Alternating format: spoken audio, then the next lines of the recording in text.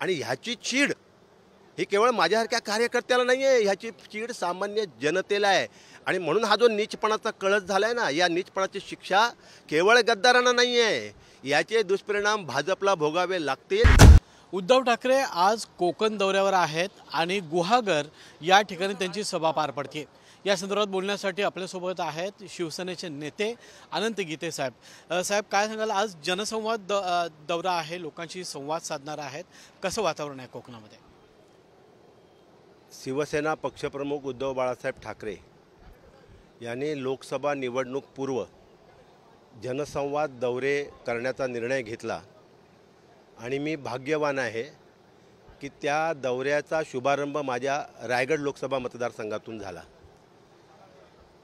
रायगड जिल्ह्यामध्ये माझ्या लोकसभा मतदारसंघातल्या ज्या 4 विधानसभा आहेत, पेण, अलिबाग, श्रीवर्धन आणि महाड, या 4 विधानसभा मतदारसंघात 6 जनसंवाद मेळावे झाले आणि मग तिथून अखंड महाराष्ट्रामध्ये हे जनसंवाद दौरे सुरू झाले। अतिशय उत्स्फूर्त असा प्रतिसाद या जनसंवाद दौऱ्याला अखंड महाराष्ट्रातून मिळतो आहे।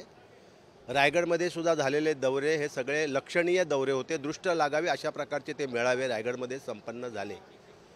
रायगड लोकसभा मतदारसंघामध्ये दापोली विधानसभा आणि गुहागर विधानसभा ह्या 2 रत्नागिरी जिल्ह्यातल्या विधानसभा येतात आणि म्हणून आज 11 वाजता गुहागरला शृंगारतळीवर हा जनसंवाद मेळावा इथं उद्धव साहेबांचा संपन्न होतो आहे आणि दुपारी 2 वाजता दापोलीला आझाद मैदानावरती जनसंवाद मेळावा संपन्न होणार आहे। या जनसंवाद दौऱ्यामध्ये आम्ही ह्या दौऱ्याचं नाव ठेवलं आहे जनसंवाद दौरा, पण तरीसुद्धा प्रत्येक जाहीर मेळाव्यामध्ये उद्धव साहेब नेहमीच बोलतात, स्पष्टपणे सांगतात की नाव जरी जनसंवाद दौरा असला तरी हा माझा कुटुंब संवाद दौरा आहे। मी कुटुंबाबरोबर संवाद साधण्याकरता आलो आहे आणि त्याला उत्स्फूर्त असा प्रतिसाद मिळतो।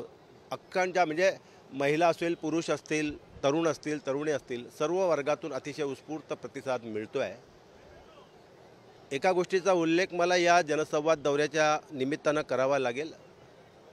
या महाराष्ट्रानं कधी पाहिलं नव्हतं, यापूर्वी देशाच्या स्वातंत्र्यानंतर आणि 1960ला महाराष्ट्र राज्याची निर्मिती झाल्यानंतर अनेक सरकारं आली, अनेक सरकारं गेली। काँग्रेसने तर जवळजवळ जसं आता भाजपचेच लोक म्हणतात की 70 साल में क्या किया, याचा अर्थ जर काँग्रेसने 70 वर्ष राज्य केलं असेल तर त्या 70 वर्षात काँग्रेसने जो नीचपणा गलिच्छपणा केला नाही त्याच्यापेक्षा नीच आणि गलिच्छ राजकारण भारतीय जनता पक्षानं केवळ सत्तेकरता केलं।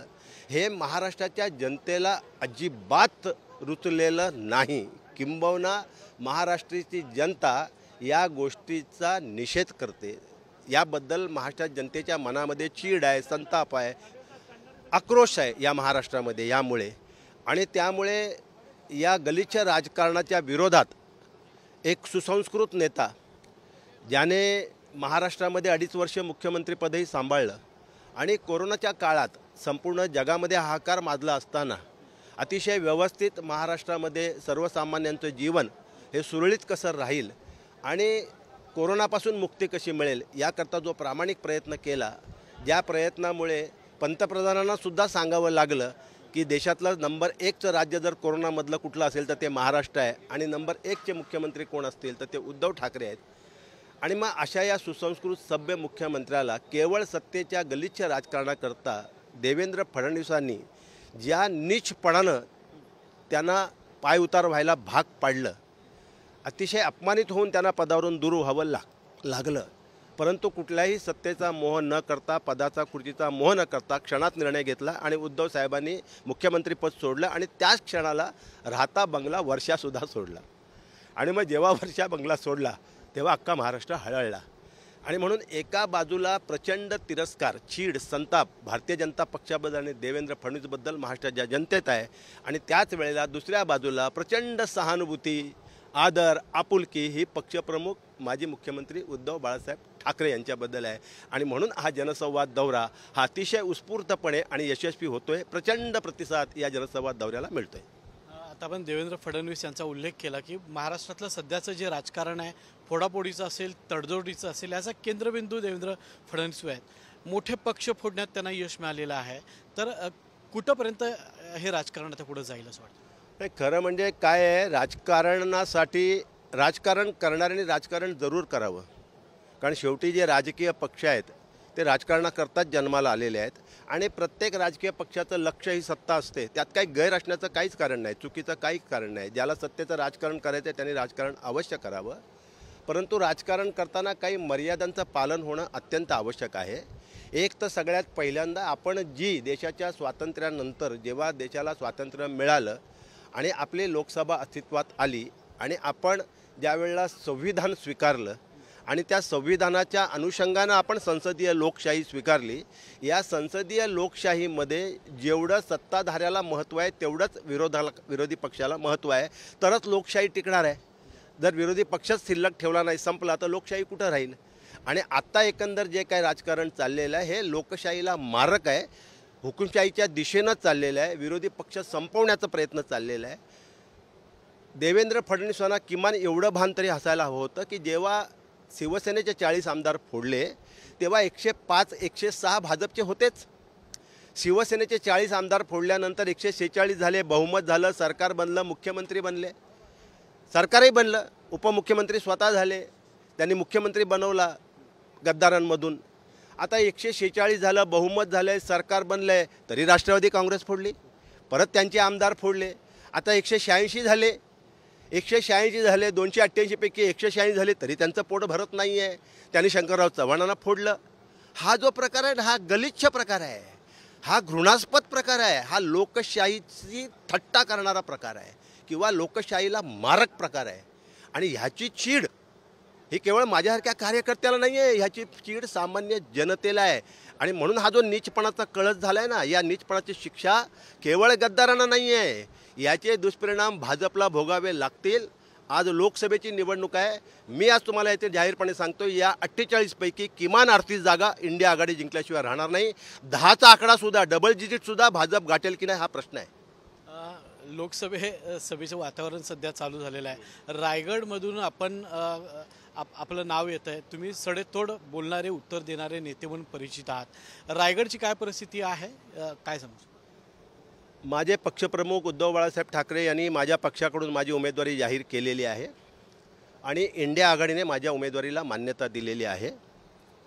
3 महिन्यापूर्वी एका कार्यक्रमामध्ये रायगड जिल्हा मध्यवर्ती सहकारी बँकेच्या नवीन इमारतीच्या उद्घाटन सोहळ्याला आमचे पक्षप्रमुख उद्धवसाहेब उपस्थित होते आणि शरद पवारसाहेब उपस्थित होते आणि काँग्रेसचे मुस्ताक अंतुले उपस्थित होते. 3 महिन्यापूर्वी शेका पक्षाच्या जयंतभाईंनी माझी उमेदवारी जाहीर केली त्या व्यासपीठावरून आणि पवारसाहेबांना विचारलं आणि उद्धवसाहेबांना विचारलं, तुम्हाला मान्य आहे ना? त्यांनी हसतच मुकसंमती दिली आणि त्यामुळे त्याच दिवशी शिवसेनेकडून आणि इंडिया आघाडीकडून एक प्रकारे माझी उमेदवारी जाहीर झाली. परंतु आघाडीचा धर्म म्हणून या मतदारसंघातून राष्ट्रवादी काँग्रेसचे खासदार यावेळेला निवडून आले होते आणि त्यामुळे आघाडीच्या धर्माप्रमाणे हा पक्ष राष्ट्रवादीकडे जाणं आवश्यक होता. आणि तशा प्रकारची चर्चाही माझ्या प्रतिस्पर्ध्यांनी राष्ट्रवादी काँग्रेस पवार गटानं नव्हती केलेली, पवारसाहेबांनी नव्हती केली. जे माझे प्रतिस्पर्धी आहेत त्यांनी चर्चा सुरू केली होती की यावर राष्ट्रवादीचा हक्क आहे, राष्ट्रवादीने इथे लढली पाहिजे. मला आनंद होतो हे जाहीर करताना की शरद पवार साहेबांनीच माझी उमेदवारी जाहीर करून टाकली आणि उद्धव साहेबांना सांगितलं की राष्ट्रवादी वगैरे काही नाही, रायगडचे उमेदवार आनंद गीते. आज भयानक चीड आणि संताप आहे. माझं तर आजही मत आहे की सुनील तटकरे स्वतः ही निवडणूक लढवणार नाहीत. आपण भाषणामध्ये अनेक वेळा म्हणलं की कोकणातली भूतं बाटलीत बांधण्याची ताकद आपल्यात आहे. काय सध्या भूतांची स्थिती आहे, कोकणातली जनता त्यांना काय उत्तर देईल? नाही, ही सगळी जी आणि गद्दारी केलेली आहे, दुर्दैव आहे. खास करून मला रायगडबद्दल मुद्दा म्हणून सांगावं लागेल, कारण रायगड हे नाव छत्रपती शिवाजी महाराजांच्या हिंदवी स्वराज्याची राजधानी रायगड, त्या गडावरून अंतुले साहेबांनी, माजी मुख्यमंत्री बॅरिस्टर AR अंतुले यांनी कुलाब्याचं रायगड केलं आहे.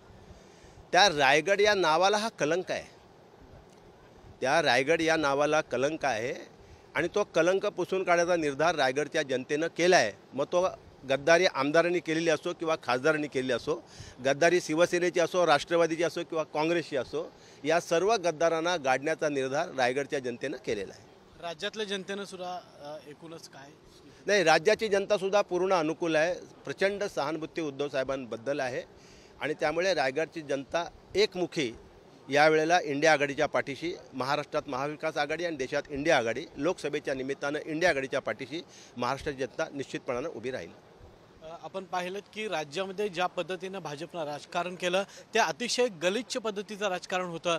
त्यामुळे येत्या लोकसभेमध्ये जनता त्यांना निश्चित धडा शिकवेल असं मत शिवसेनेचे नेते अनंत गीते यांनी व्यक्त केलंय. कॅमेरामॅन सचिन सावंत सोबत मी रणजित माजगावकर, साम TV, गुहागर. देश विदेशातील प्रत्येक घडामोडींचे लाईव्ह अपडेट मिळवण्यासाठी आता साम टीव्हीच्या सर्व सोशल मीडिया प्लॅटफॉर्मला लाईक, फॉलो आणि सबस्क्राईब करा. तसंच सर्व नोटिफिकेशनसाठी बेल आयकॉन प्रेस करायला विसरू नका.